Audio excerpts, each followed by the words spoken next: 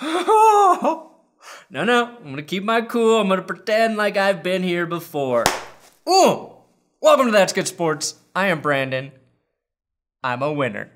I am a winner again, Perna. I'm a winner again, and I deserve to be. The Broncos also won, defeating the Los Angeles Chargers 20-13, getting their 500th win as a franchise. The Chargers, sure, they didn't have Melvin Ingram, Derwin James, or Hunter Henry, but it wouldn't have mattered because the Broncos still would have scored exactly 20 points. Today, I will break down this beautiful win, hand out some big dick player awards for the first time since December 2018, and maybe, just maybe, hit you with some of that ear candy that is bad poetry featuring Phillip Rivers. Also, huge congratulations to the ballsy son of a bitch that bet $70,000 on the Broncos. I'm not sure you checked the scores yet, but you won. You definitely won. That's good sports.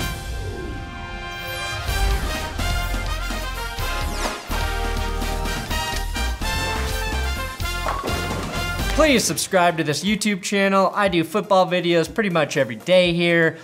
But first, this episode is sponsored by MyBookie. If you've got $70,000, go to MyBookie for all of your sports betting needs this season. Use my promo code ThatsGood or the link in the description, and they will double your first deposit up to $1,000. MyBookie has live in-game betting on every NFL game. Yes, that includes the Dolphins and Washington Redskins. They've got the most rewarding player perks in the business, and for you fantasy guys out there, you can even bet on the over-under of how many fantasy points a player will score each game. Again, use my link in the description or my promo code ThatsGood when creating your MyBookie account to double your first deposit. MyBookie, check it.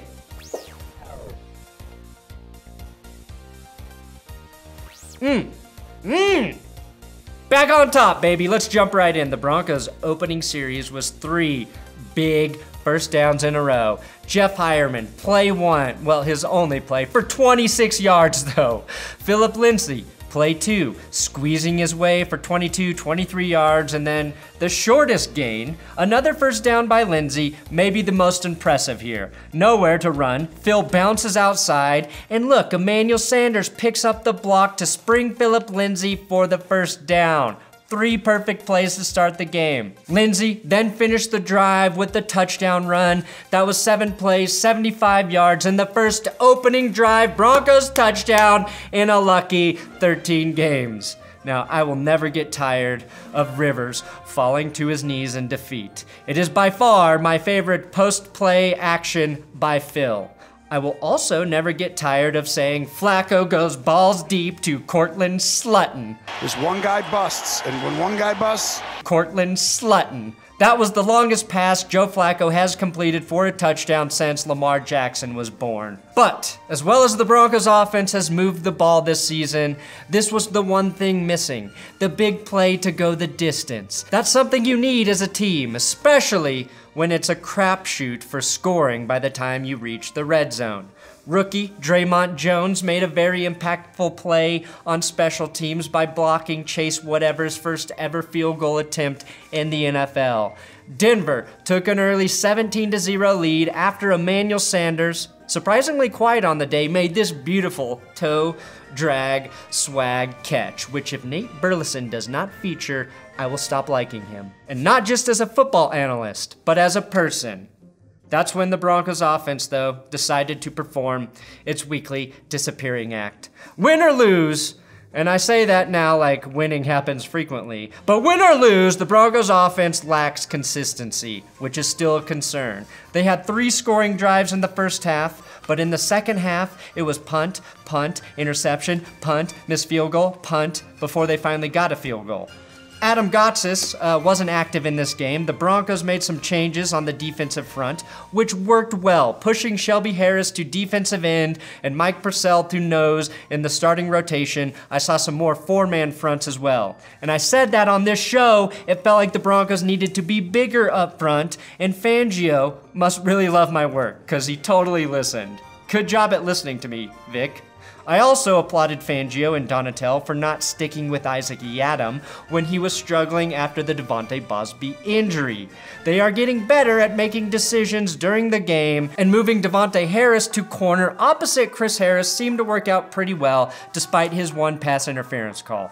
The Broncos' goal line stand, though, right before halftime to hold the Chargers to 0 points in the first half, incredibly impressive. LA could have scored 3 touchdowns in this game. I believe 3 times they were inside the 10-yard line, and Denver held them to a field goal. The only Chargers touchdown was a punt return by Desmond King. At this point, if I am only worried about special teams costing the Broncos a victory, that's a step in the right direction. Late in the third quarter, the Broncos gave LA the ball on the 8-yard line after they picked off a tipped Joe Flacco pass. Flacco had 2 turnovers in this game, and they can't both truly be blamed on him entirely. His worst play, besides when he takes a sack for no reason, was a drop Chargers pick in this game.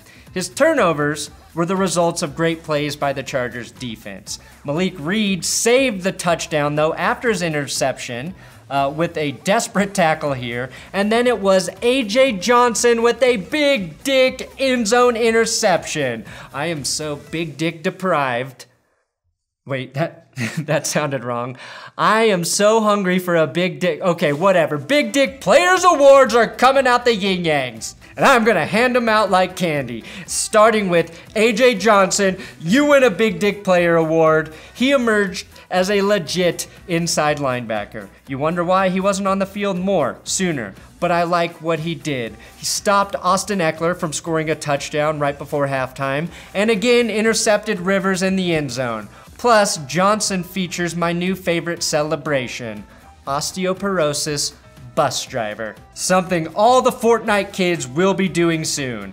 Then, Kareem Jackson also gets a Big Dick Player Award.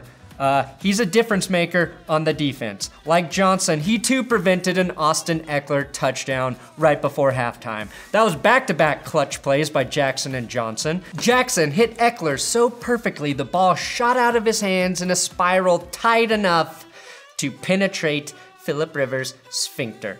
Phillip Lindsay had a huge day, so he gets a Big Dick Player Award, picking up 114 yards and a touchdown on 7.6 yards per carry. Plus, he had 4 grabs for 33 yards. If a running back can be clutch, Lindsay was clutch, adding 45 yards on Denver's last drive to get McManus in position for the field goal that made it a 2-score game. Courtland Sutton gets a Big Dick Player Award for 4 catches, going 92 yards, including a huge 3rd down reception, followed by a ginormous 70-yarder that happened right when Jim Nantz and Tony Romo started talking about how good he was. Usually, that's when someone drops a pass or throws a pick, but Sutton somehow turned the announcer's curse into a blessing. Maybe the hardest thing to do as a player. And finally, I'm giving De'vante Bausby the Iron Cock Award for living after a scary-looking hit in the second quarter. And also a shout out to the rest of the Broncos secondary and linebackers for stepping up even after the Bausby injury to hold Rivers to just 4.5 yards per attempt. No Callahan, no Bausby, no problem. And I do blame Joe Flacco for Bausby's injury. It was the strip fumble that led to the hit on Bausby. If Flacco had eyes in the back of his head, Bausby wouldn't have suffered a cervical sprain, which, after about 7 hours of research, I was able to confirm is an injury that can happen to a man and not just a woman. The positive news, even before the win, is that Bausby should be all right. There's no timetable on his return, but it is good to see that the injury wasn't worse. Now, before I embarrass Phillip Rivers by sharing his bad poetry, let me give Mike Williams credit. He's been dealing with the back injury, re-injured it in this game, and went on to finish as the Chargers' second leading receiver behind Austin Ekeler. Keenan Allen held to 4 catches for 18 yards, and Gordon and Ekeler combined for 38 rushing yards. Rivers, 211 yards, 2 picks, could have been 3, which means that was a lights fucking out defensive performance. So my compliments to you, Mike Williams.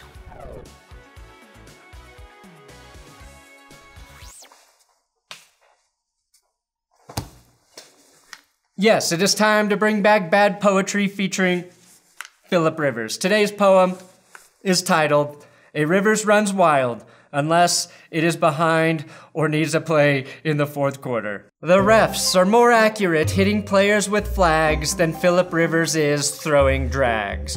There's no getting around the fact that losing stinks. It is quite smelly. But hey Phillip, at least you were honored to have Vaughn aggressively rub your belly.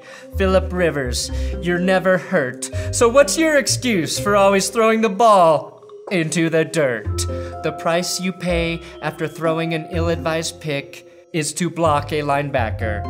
Would you prefer a double team of Vaughn and Walker for another Rivers sacker? Mr. Bolo Tie, Mr. Has a lot of kids guy, Mr. Never too shy to cry to the refs guy, Mr. Offensive skills are verbose, but when under duress, It actually isn't close. oh my Rivers, you're the man. So dominant you can't get any powder jerseys into the stands. But I guess that's better than Joey Bosa forgetting he has fucking hands.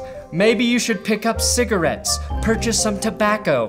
What's the point of living if you can't even beat Joseph Flacco?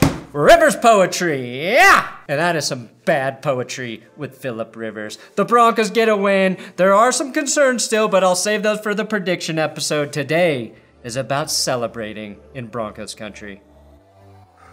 Insane. Thanks for watching another episode of That's Good Broncos. Please subscribe here on YouTube. I do NFL and Broncos coverage. I'm on Twitter, Instagram, at Brandon Perna if you want to get at me on those social platforms.